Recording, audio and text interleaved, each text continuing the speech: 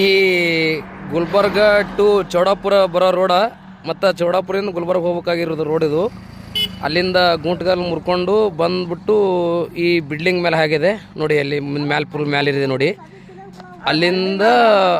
ಅಲ್ಲಿಂದ ಸ್ಟಪ್ ಮಾಡಿಬಿಟ್ಟು ಇಲ್ಲಿ ಲೈಟಿನ ಕಂಬಕ್ಕೆ ಮತ್ತೆ ಹೊಡೆದಿದೆ.